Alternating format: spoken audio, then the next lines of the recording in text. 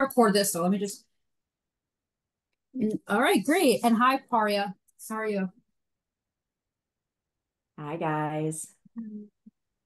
So it's great to meet you. As you can see, we have the Rangers. My husband is a huge fan. Oh, I love that. Good start. So Paria was kind enough to send me a screener of the documentary, which I watched. I thought it was very touching and had a lot information and as well. So, but let's start with what does this time mean for you with the Rangers in the playoffs? Well, exciting times at MSG. That's for sure. With the Knicks and Rangers doing so well so far, and for me personally, working as an ambassador at MSG, I work a little TV and I'm at games and meet partners at times. I also do some work in Atlanta for TNT, so there's a lot of hockey right now. Talking about the game and watching a lot of game, obviously. But this is the best time of the year, in my opinion. Springtime and playoff hockey. So yeah, I just enjoy my time right now. I actually interviewed John Starks yesterday, and he said it's more exhausting to be a fan than to actually play in the game.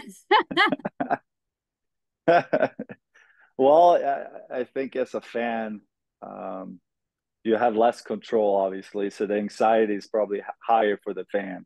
Exactly. Uh, Exactly. but they probably care almost as much sometimes about the outcome. So, but when you don't have any control in it, I understand it could be stressful for people. Um, so okay, well, let's start about the documentary. So, do you think you would have gotten yourself checked out had you not signed with a new team? Well, so again, um, I think I said it in the documentary. I've been aware of my condition for I think 15 years or so. So I every year I have to check it, and it was steady for many years. It was just the last 2 years playing. It started to get a little worse, but it was Mhm. still under control. So, But what that was the fall, actual condition called? well, it was so my valve was leaking. Okay. I don't know the exact word for it, but you have the three-part valve, and it was not closing enough, so a lot of blood was going back into my heart, and that level just increased, and the pressure in my heart increased, and my aorta started to grow too much. So there was a few things going on that led to, you know, me not playing. I still thought I would be playing. It was just uh, things were developing too fast in the wrong way. So, in the documentary, you asked the doctor, like, if I was your brother, what would you tell me? So, when he gave you that news, you got emotional. So, what was going through your mind at that time? Yeah, it's definitely a phone call I'll never forget. I think that the whole fall, I really believed that I was going to play, and I loved the game so much. I felt like I was in better shape uh, than in a while. I was so hungry, to prove that I could play well, and um, but to hear that, it was when someone put their foot down like that, and there's so many emotions and thoughts going through your head, and in one way you start to understand that this is the end, and also you don't know what to expect from this. Right. I never saw myself go in um, for a surgery like that. So of course it was scary a little bit, and not knowing how I would come out on the other side of things. But pretty quickly I just turned things around mentally, and I was in a good place. And I think that's what this film is about, try to find the right mindset when life gets turned upside down a little bit. And I think that whole year was a big roller coaster for me, leaving the Rangers and then signing in Washington, going for surgery and try to come back playing. And it was just a lot of ups and downs, and try to deal with those emotions and still find happiness. Mhm. I think I learned a lot about myself and how I wanted to approach certain things. And um, it was actually pretty, I was so happy after surgery, thinking back of how present I was. And that's something, one of the few things I take away from the whole experience. But when you really are in the moment, and even if things are not going your way, it was a lot easier to be really happy, which was it was a cool feeling to find that in that moment. Well, it was really nice how open you were with, viewers who will see this. So, were you skeptical to let the cameras in, like especially during the actual surgery? Well, a lot of the things are done afterward. Yeah, uh, uh, it's not my surgery that you see when it's actually in there with Oh, cameras. okay. All right, good to I know. gotta like, yeah. Uh, and the when we recorded some of the conversations with doctors, it was just for me, my wife. Right, Her right. my wife, her dad told her to record some of the stuff just so we knew what was going on. It Yeah, was that was not to smart. have. It was not for a documentary. That was for us to understand that getting off the phone. Like, okay, what's going to happen now? What are we doing? So sometimes it would be good to go back on these phone calls. But and then I think a few months after surgery, I started thinking about it would be cool to maybe document some of these things for me when I'm coming back, because that was the goal, to come back playing. Mm-hmm. So that was my mindset with when I really started to think about a film. But then, with the setbacks, with the inflammation around my heart, things changed obviously, and it led to me retiring. So that's when I sat down with Jonathan Hawk, producer, and I talked to my friend Larry Robbins, um, about making this project, and not really knowing where it was going to go. I went through my story, and we shot some stuff. We had some personal videos and private stuff, and we tried to build the time, you know, throughout my career. But obviously, main focus is still 2021, Right. um, and to tell that story. So, yeah, you do tell the story about, how big you are, but also were in New York. So, do you have any funny and memorable fan encounters, either like on the streets or at MSG?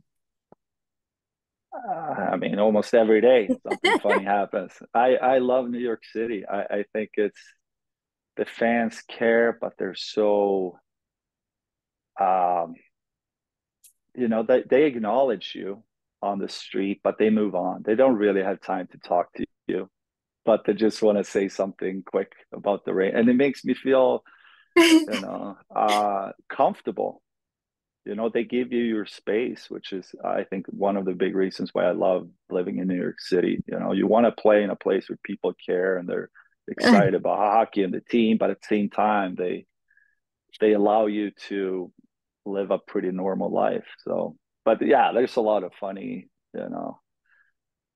walking down the street in New York City where you have encounters with fans, and it's I appreciate that. You must get asked for a lot of selfies. No, I would say that's where New Yorkers are great. I think if Oh. you travel elsewhere, people ask for photos a lot more. In New York, of course it happens, but a lot of times it's just a quick one line and they move on. And you're like, you might give them the thumbs up and you keep walking. And That's and so funny. That makes sense, actually. yeah, no, that's New York for you, and I love it. So, how old are your daughters now, and do they play hockey? They're 9 and 11. Oh, No, they don't play hockey. They're do gymnastics. oh, nice. Do they Yeah. understand how famous you are here? Um, I think, the oldest one, she watched me play a bunch. The younger one, she remembers a few games. I think for me, a big moment was my jersey retirement, to bring them back there. And for me personally, it was really closure for me. I played my last Rangers game in a bubble playoff in 2020, and it was just a very strange way to go out. Mm. and a big part was missing for me. It really felt like, yeah, there was something missing in my heart, really. Right. Uh, um, but to have closure, come back and thank so many people and have fans back in the building, um, it meant so much to me. On top of having your jersey retired, I mean that's just incredible. But I talk about this in the film, just the importance for me to have that one last moment with the fans, Mm. and after so many years, and it really felt like closure, and then obviously to share that with friends and family, and it was just so special in so many ways. So since Mother's Day is coming up, how has your wife supported you through all this? And your mom too was in the documentary, which I thought was really cool. Yeah, obviously she's a rock. She's very strong. It was not easy to go through this during COVID with no. She was the only one allowed to visit, Right, um, right. so she kept everybody informed Mhm. when I was in the hospital for 9, 10 days, and every day was a new update, and there's a few setbacks the first 4 or 5 days, and um, but she's a strong one. So of course, it's so important to have a good support system Yeah. always, but especially when you go through something like that. So how did you actually meet her? We met back in Sweden, way back, before I was playing in Sweden, and yeah, she's been a good support system throughout my career. Was she a hockey fan when you met her? No, no, no, absolutely not. Is she now? Is she now? uh, she watched a lot of hockey. I mean, she went to almost every home game, and uh, but I think now going to Garden, the kids are really excited about That's cool. going to the Garden and watch the Rangers play now. They love that. I think my wife, she watched so much hockey that once in a while maybe she comes to a game, but um, That's yeah, fun. I guess she watched close to 1,000 games probably. So where do you keep all your memorabilia? And do you have like a Rangers man cave in your house? I have a few things at home, not too much. I have an office where I keep some of the jerseys and few pucks and medals. Uh, not too many things.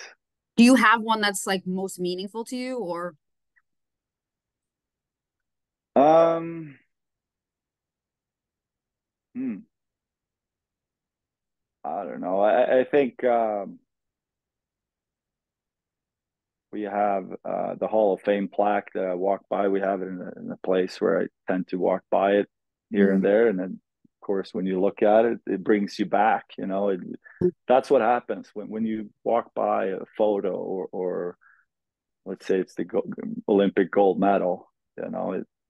Yes, you look at it, but what happens every time is it brings you back to a memory or an experience. And it's mm. kind of the same thing walking into Madison Square Garden. It's great to be there for many reasons. It's entertaining, but it also takes you back a lot of times if you see a photo on the wall, or you're just happy that you had that opportunity to experience what you experienced. So does your well, so who still lives in Sweden? Any of your family members? Yeah, mom, dad, my twin brother is there. My sister lives in California. But yeah, Joel is back there. So we always go back every summer. We spent 2.5 months in Oh, Sweden. We've that's done nice. it for 18 years. It's been the same throughout my entire career. And now it's not hockey that decides. Now it's school for the kids. So when they're off Right. school, we're going home, but kind of the same time. So yeah, that's important to us to go back to Sweden and reconnect with family and friends and kind of relax. And then you're always excited to come back to New York City in late August. So when they come visit, do you have any special places you take them? Are there any Swedish restaurants in the city? There's a few. There There's are? a few. Okay, Oh cool. yeah. I mean, what did we do when they? I think it's more just hanging out. It's not like I Yeah. think the first couple of years, yes, you had an agenda. We need to go do this and we need to Right. do that. But now, after so many years, it's more just spending time together. You know, wife cooks at home, or sometimes we go out for dinner and maybe a show. But there's less pressure of entertaining. It's more Yes, just that's right. get together and enjoy our company. So when you first moved here, how old were you? 23. So what was something that surprised you that you had to get used to back then? Uh, Did you take the subway? everything, everything. I mean, everything was different. But I came here with a very open mind. You know, I knew everything would be different in terms of, you start with the hockey part, like the level of uh, you know, the size of things, the pressure, the organization is so big, and playing at MSG, and then to live in New York City, and the people, traffic, the energy, everything was just at another level. But I have to say, from day one, I just loved it. It felt like I was on an adventure. And first couple of years, you just try to establish yourself. Maybe you don't feel like, um, you know, this is your home yet. That I think it Mhm. took a couple of years before it felt like a home. But once it did, it really clicked, and I just love everything about it. I still love traveling, but every time I come back to New York City, it just feels right. Well, I heard an interview with you where you said when in New York, you're on edge as a player because you know the fans will tell you like it is. Yeah, yeah, no, that's how it is. I think fans understands that it's going to go up and down, but as long as you bring everything you got, I think they appreciate that. But it definitely keeps you on your toes for sure. I mean, I was always nervous and excited for every game. Didn't matter if it was preseason or game 32 or playoffs. That feeling of, okay, I need to bring it. I felt that into my last game, and I think uh, that's what you want as an athlete. You want them to bring out the best of you. So when they chanted your name, was that your MSG debut? Um, I yes, I I think it read happened some. already. My first home game, I won my first game, and um, yeah, I to make it and play your first couple games, that's a dream come true, obviously. And you try to, sometimes you have to pinch yourself a little bit that first year, especially because you're playing with people that you look up to and idolize for years. And it really happens for every player that makes it to the NHL. They get an opportunity to play against and with some players that you looked up to, because as a 10-year-old, they were playing in the league already. So I find that very, it's a cool moment for every player when they start playing in the NHL to have that opportunity. I remember Jaromir Jagr was my first. He was the captain for the Rangers my rookie year, and I remember him as a kid being the star in the NHL, and suddenly we're teammates, and you get to play. I got to play against Dominik Hasek, goalie. That was my big inspiration as a kid. So moments like that happening the first couple of years playing was awesome. So I didn't know this, but I saw in the documentary that it was the Post who started referring to you as King. Larry Brooks. Yeah, it's funny. Larry, obviously, he was almost at every practice, every game throughout my entire career. So I've talked to him so many times about the game and the team, and obviously you create these relationships with writers, especially the ones that spend so much time at the rink. Mhm. But I think this was only a few months into my rookie year. He wrote King Henrik, and yeah, I talk about this in the film, but when it started to happen, you definitely think it's gonna go away, but it really didn't. So some people, it rubs them the wrong way. King is a very hard nickname to live up to always. So I try to just have fun with it and laugh. with it, at it, whatever you say. But um, yeah, it was Larry Brooks that started it. But you lived up to it, so there you go. I thought it was really Yeah. nice part where your I guess he's your life coach or the man that you were speaking to. I thought it was really nice when he was talking to you and he said, "Well, if you won New York's heart, then you won, right?" Yeah, I mean, exactly. We're talking about what is winning, what is winning. Obviously, it's winning championships or medals, but there's a lot of different ways you can win. And now, when you're not playing, what's winning now?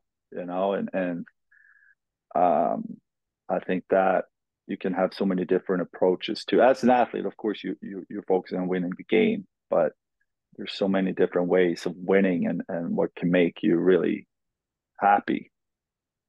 Um, but yeah, no, there was a lot of conversations, especially that year, when I was going through everything, where Jimmy kind of gave me a lot of tools to work with, and definitely set me up for the next few years, many years of how I want to approach things and find happiness. And it was great. I learned a lot about myself and how I wanted to approach certain things. All right, great. Thank you so much. Those are all my questions. Before we go, can you just give a shout out to my husband, Nick? Absolutely. What's up, Nick? Henrik Lundqvist here. I hope you're doing well. I heard you're a big Rangers fan. Uh, let's go Rangers. Obviously, I'll see you at the Garden, buddy. Thank you so much. I really, really appreciate you taking the time from your busy schedule. Yeah, And thank you. Paria will be in touch. Thank you so much. Yes. Thank you both. All right. Congratulations on Thank all you. the success. Bye. Thank Thank you. you. Take Guys. care. Bye. Bye.